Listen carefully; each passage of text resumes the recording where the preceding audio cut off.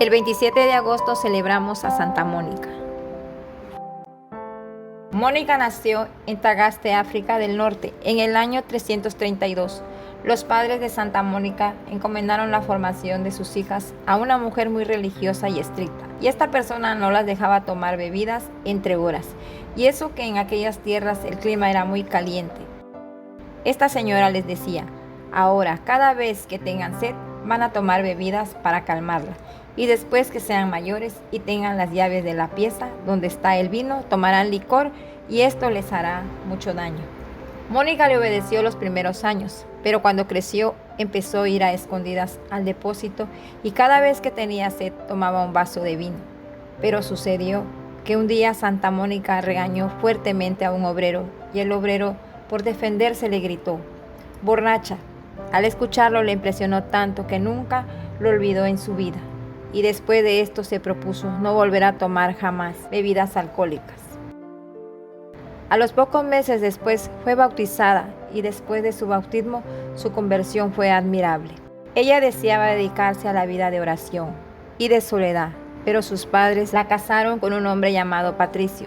Este hombre era un trabajador, pero de genio terrible, además mujeriego, jugador y pagano, que no tenía gusto alguno por lo espiritual. La hizo sufrir muchísimo, y por 30 años ella tuvo que aguantar sus estallidos de ira, ya que gritaba por el menor disgusto, pero este jamás se atrevió a levantarle su mano contra ella.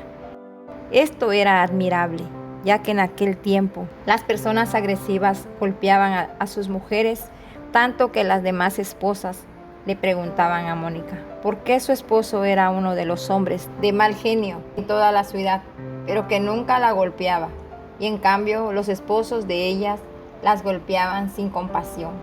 Mónica les respondió: es que cuando mi esposo está de mal genio, yo me esfuerzo por estar de buen genio. Cuando él grita, yo me callo, y como para pelear se necesitan dos, y yo no acepto entrar en pelea, pues no peleamos. Con Patricio tuvo 3 hijos, 2 varones y una mujer. Los 2 menores fueron su alegría y consuelo, pero el mayor la hizo sufrir por mucho tiempo. Este hijo era San Agustín. Patricio no era católico, y aunque criticaban el mucho rezar de su esposa y su generosidad tan grande, nunca se opuso a que dedicara de su tiempo a estos buenos oficios, y quizás el ejemplo de vida de su esposa logró su conversión.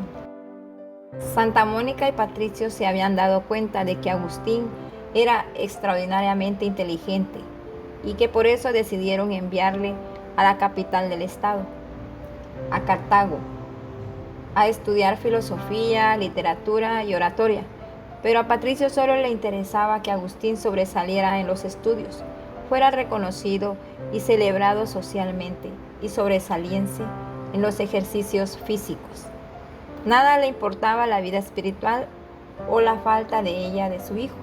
Agustín fue alejándose cada vez más de la fe y cayendo en mayores y peores pecados y errores. Mónica rezaba y ofrecía sacrificios por su esposo.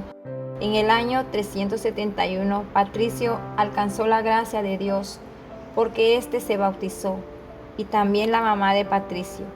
Ella también era una mujer que se enojaba mucho, que por meterse demasiado en el hogar de su nuera, le había amargado grandemente la vida a la pobre Mónica. Un año después de su bautizo, Patricio murió, dejando a la pobre viuda con el problema de su hijo mayor. Agustín ya tenía 17 años, y empezaron a llegarle a Mónica noticias cada vez más preocupantes del comportamiento de su hijo. Un día San Agustín se enfermó, y como tenía miedo de morirse, quiso aprender acerca de la religión y propuso hacerse católico, pero al ser sanado de la enfermedad, abandonó su propósito de hacerlo, y después de esto adoptó las creencias y prácticas de una secta maniquea, que afirmaban que el mundo no lo había hecho Dios sino el diablo. Al escuchar esto, Santa Mónica, que era bondadosa pero no débil de carácter, cuando vio volver a San Agustín de las vacaciones, lo echó sin más de la casa y cerró las puertas, porque bajo su techo no albergaba a enemigos de Dios, y no hablar de esas falsedades de la religión. En estos días, Mónica tuvo un sueño en el que se vio en un bosque llorando por la pérdida espiritual de su hijo. Se le acercó un personaje muy resplandeciente y le dijo: tu hijo volverá contigo. Y enseguida vio a Agustín junto a ella. Ella le contó el sueño a San Agustín, que ya no vivía en su casa, y él le dijo lleno de orgullo, que eso significaba que se iba a volver maniquea como él. A eso ella le respondió: en el sueño no me dijeron, la madre irá a donde el hijo, sino el hijo volverá a la madre. Su respuesta tan hábil impresionó mucho a su hijo Agustín, quien más tarde consideró la visión como una inspiración del cielo. Pero desde que sucedió este sueño, aún faltaban 9 años para que Agustín se convirtiera. En cierta ocasión, Mónica contó a un obispo que llevaba años y años rezando, ofreciendo sacrificios y haciendo rezar a sacerdotes amigos por la conversión de Agustín. El obispo le respondió: esté tranquila, es imposible que se pierda el hijo de tantas lágrimas.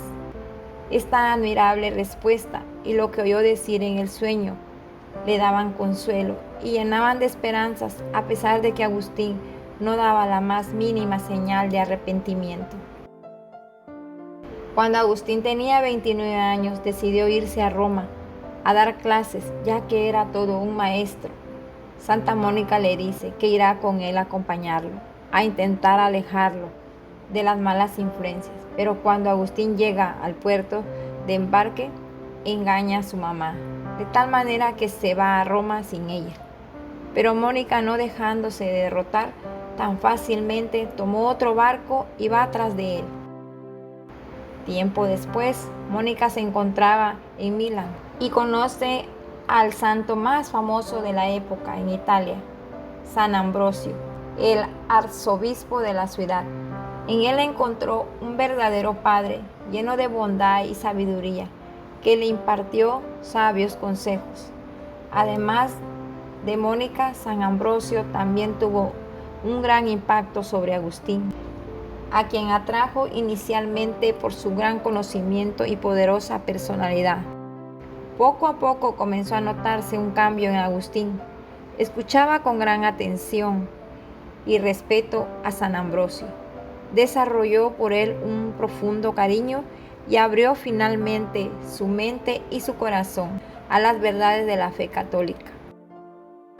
En el año 387 ocurrió la conversión de San Agustín. Se hizo instruir en la religión y en la fiesta de Pascua de Resurrección se bautizó.